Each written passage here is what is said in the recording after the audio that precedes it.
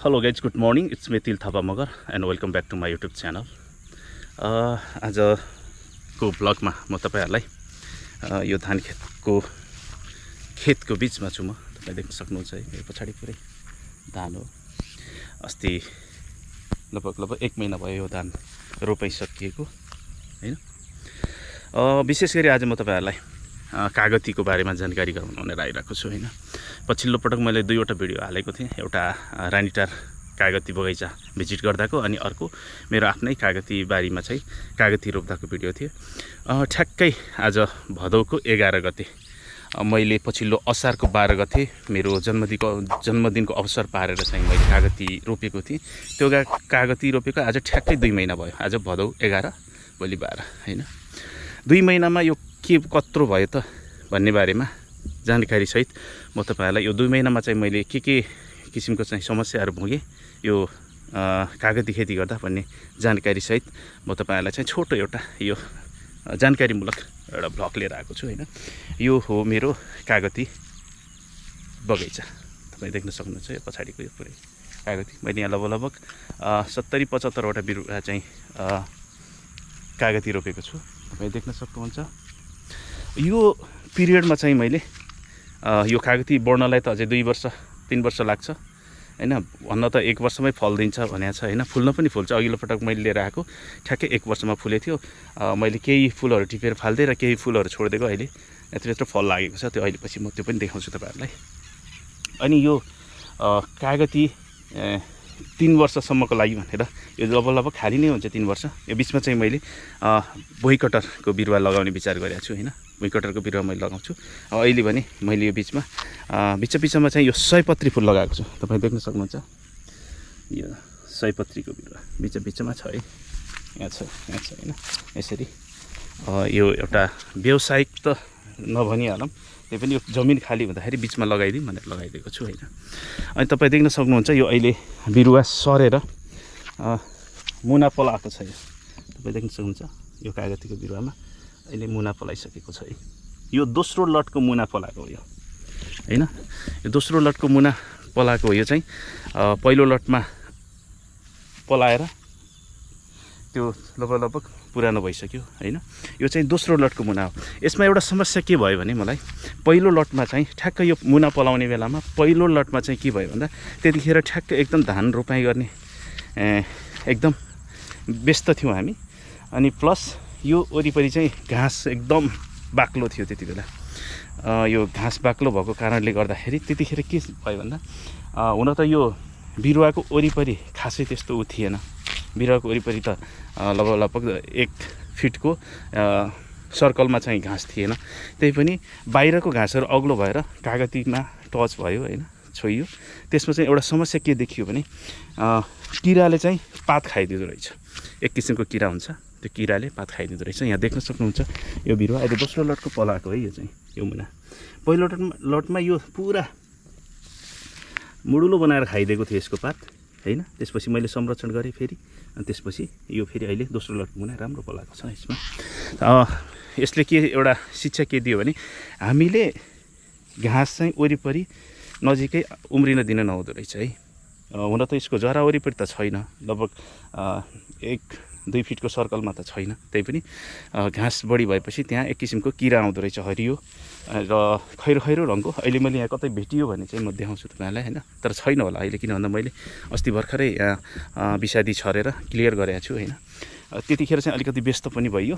व्यस्त भएको कारणले गर्दाखेरि यो कागतीलाई दिनदिनै रेखदेख गर्न आउन सकिएन। हुन त उहाँ दाइले भन्नुभएको थियो यो कागती खेती गरेपछि भाइ गोठाले हिँडे जस्तै हो, गर्न चाहिँ केही पर्दैन तर हेर्न चाहिँ पर्छ है, दिनदिनै हेर्न चाहिँ पर्छ संरक्षणको लागि भन्नुभएको थियो हैन। देख्नुहुन्छ अहिले चाहिँ यो कस्तो राम्रो मुना पला छ है, एकदम राम्रो छ। अनि त्यो एउटा समस्या के हुँदो रहेछ भने त्यो किराले खाइसकेपछि त्यो किराले चाहिँ यो पातको चाहिँ डाँठ चुसिसकेपछि पात चाहिँ के हुँदो रहेछ भने प्रस्टरमा यसरी चाहिँ नफैलिने, त्यो पात चाहिँ गाँठो पर्ने हैन, गाँठो परेर बस्ने रहेछ के। म तपाईहरुलाई देखाउन चाहन्छु। यहाँ कतै छ है। अहिले त हुन त अहिले मैले त्यो औषधि गरिसकेपछि विषादी छरिदिसकेपछि त्यो किराहरू निर्मूल भयो। निर्मूल भएपछि अहिले दोस्रो लटको मुना चाहिँ एकदम राम्रो पलाएको छ। पहिलो लटको मुना पलाउने बेलामा चाहिँ त्यो किराले चाहिँ चुस दिएको भएर पातहरू चाहिँ कस्तो अलिकति रोग देखिँदो रहेछ। यहाँ देख्न सक्नुहुन्छ तपाईँ, यो नजिकबाट देखाएँ मैले तपाईँलाई, यो देख्नुहुन्छ, यो अहिलेको यो दोस्रो लटको मुना हो। यो हेर्नुहोस् एकदम सफा छ, राम्रो छ। यो पहिलो लटको मुना हेर्नुहोस्, यी पात कस्तो छ होइन। यसमा सेतो सेतो दाग आउँदो रहेछ। यो के त भन्दा त्यो किराले चुसिसकेपछि यो डाँठ यहाँ चाहिँ तलको पात खाइदिँदो रहेछ, डाँठ चुस्दो रहेछ होइन। दाँत चुसिसकेपछि अनि के हुँदो रहेछ त भन्दाखेरि हाम्रो यो बिरुवामा चाहिँ पात राम्ररी नपक्रिने, सेतो सेतो दाग लाग्ने होइन, त्यस्तो किसिमको चाहिँ समस्या देखिँदो रहेछ। त्यो कारणले चाहिँ हामीले के गर्नु पर्यो भन्दाखेरि त्यति बेला कस्तो थियो भन्दा धानको रोपाइँको पनि अलिकति व्यस्तता थियो, प्लस पानी पनि लगभग 4 दिन 5 दिन लगातार झरी परेको थियो र यो वरिपरि घाँस पनि निकै बाक्लो थियो कि, त्यसले गर्दाखेरि त्यो किराहरू चाहिँ त्यहाँ मौलाउने मौका पाउँदो रहेछ। अहिले चाहिँ घाँस काटेको, फेरि पनि घाँस अब काट्ने बेला भइसकेछ, तपाईँ देख्न सक्नुहुन्छ घाँस पलाइसकेको छ फेरि होइन। यो घाँस दोस्रो पटक अब घाँस काट्ने बेला भइसकेको छ। म फेरि कस्तो भयो भन्दा गाईबस्तु केही नपालेको होइन, गाईबस्तु केही पनि छैन हामीसँग, त्यसले गर्दाखेरि यो घाँस के गर्ने, अब साथीहरूलाई कटाउने होला भनेर साथीहरूलाई चाहिँ काट्ने चाहिँ मौका दिनुपर्छ, साथीहरूको चाहिँ गाईबस्तुलाई खुवाउन दिनुपर्छ भन्ने सुरुमा चाहिँ उनीहरूले पनि के भन्यो भन्दा ल ठिकै छ नि त, हामी धान रोपाइँ सकेर आएर घाँस काटिदिन्छौँ भन्नुभयो होइन। अनि त्यतिसम्म वेट गर्दाखेरि के भयो त भन्दाखेरि यसमा चाहिँ त्यो किरा लागेर यो पहिलो लटको जुन मुना पलाएको थियो त्यो मुना चाहिँ राम्ररी फक्रिन सकेन है। त्यो पात यो के हुन्छ भन्दा एकदम ध्यान दिनुपर्ने कुरा के हुन्छ भन्दा यतिखेर हामीले बिरुवा बढ्ने भनेकै पलाएपछि, मुना पलाएपछि त्यही फक्रिएर चाहिँ त्यो ठुलो भएर हुने हो होइन, ठुलो हुने हो। अब त्यति बेला नै हामीले ध्यान दिएन भने त त्यो पात फक्रिएर राम्ररी फक्रिन पाएन भने त अनि बिरुवा त जत्राको तत्रै रहन्छ। त्यो हिसाबले हामीले एकदम बिरुवामा चाहिँ यो मुना पलाउने बेलामा चाहिँ एकदम ख्याल गर्नुपर्छ। यहाँ देख्न सक्नुहुन्छ तपाईँले, म नजिकबाट देखाउँछु तपाईँलाई, हेर्नुहोस् त, यो खाएर ठुट्टै बनाइदिएको छ, हेर्नु त होइन। त्यति बेला यो कस्तो पुरै सेतो सेतो दाग देख्न सक्नुहुन्छ यहाँ होइन। यो चाहिँ दोस्रो लटको भयो, फेरि यो दोस्रो लट पलाएको, यो अहिले यो औषधि गरिसकेपछि पलाएको। यो पहिलो लटको हेर्नु त पात तपाईँ कस्तो छ यो पात, यस्तो भएर कक्रक्क परेर होइन एकदम बुढो पात जस्तो देखिँदो रहेछ। यो अहिले पछिको चाहिँ राम्रो छ। 2 महिनामा मेरो बिरुवाहरू यत्रो भएको छ होइन, तपाईँ देख्न सक्नुहुन्छ। 2 महिनाको अन्तरालमा मैले जुन रोपिसकेपछिको ठ्याक्कै आज चाहिँ 2 महिना भयो। 2 महिनामा चाहिँ यो बिरुवा चाहिँ यत्रो भएको छ।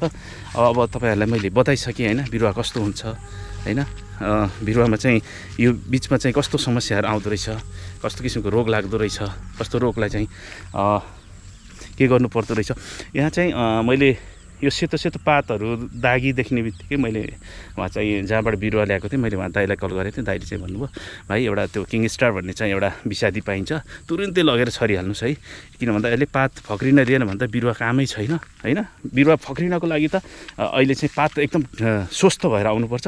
यसले चुसेपछि यो किराले चुस्ने बित्तिकै के त भन्दा पात चाहिँ यो कक्रक्क पर्न थाल्छ, सेतो दागी देखिन थाल्छ, पातहरू प्वाल पर्छ। पातहरू प्वाल पर्ने बित्तिकै बिरुवा चाहिँ बिरामी हुन्छ, अस्वस्थ हुन्छ। अनि यो चाहिँ हामीले सोचेको जस्तो यो चाहिँ बिरुवा चाहिँ वृद्धि हुँदैन भन्नुभयो होइन।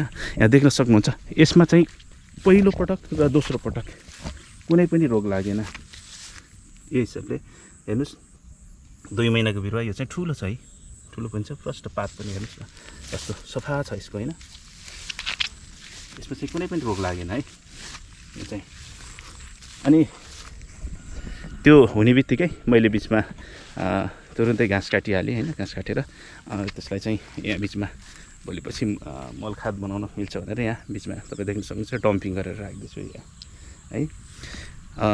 अनि अर्को कुरा पानी जम्न चाहिँ पटक्कै दिनु भएन है। यहाँ मैले अरू जमिनभन्दा तपाईँ देख्न सक्नुहुन्छ अरूतिर भन्दा त्यो बिरुवा भएको भागमा चाहिँ अलिकति अग्लो बनाएको हुनाले यहाँ बर्खामा पानी पर्छ होइन। पानी त जहाँ पनि पर्छ, तैपनि यहाँ पानी हल्का मात्रै जम्यो भने पनि बिरुवालाई चाहिँ असर पर्छ। यो अनि बिरुवाको भाग चाहिँ अलिक अग्लो बनाइदिइसकेपछि के हुँदो रहेछ भन्दाखेरि त्यहाँ चाहिँ पानी नजम्ने होइन। पानी नजमेपछि बिरुवाले आफ्नो गतिमा चाहिँ बढ्न सक्ने, सुक्खा ठाउँमा चाहिँ मन पराउने हुनाले कागती चाहिँ सुक्खा ठाउँमा चाहिँ हुने भएको कारणले गर्दाखेरि पानी जम्न चाहिँ दिनु भएन है त। ल यो आजसम्मको मेरो 2 महिनासम्मको यो बिरुवाको अनुभव होइन मैले तपाईँहरूलाई सुनाएँ। तपाईँहरूलाई आजको यो भ्लग कस्तो लाग्छ, राम्रो नराम्रो जे जस्तो लाग्यो पनि तपाईँसँग भएको सल्लाह सुझाव र प्रतिक्रिया दिन चाहिँ नभुल्नु होला भन्दै फेरि पनि यो अर्को पटक फेरि यो बिरुवाको वृद्धि विकास कस्तो हुन्छ होइन त्यसको बारेमा म तपाईँहरूलाई फेरि जानकारी गराउने बाचा गर्दै आजको यो छोटो भ्लगबाट चाहिँ बिदा चाहन्छु। हस् त, धन्यवाद।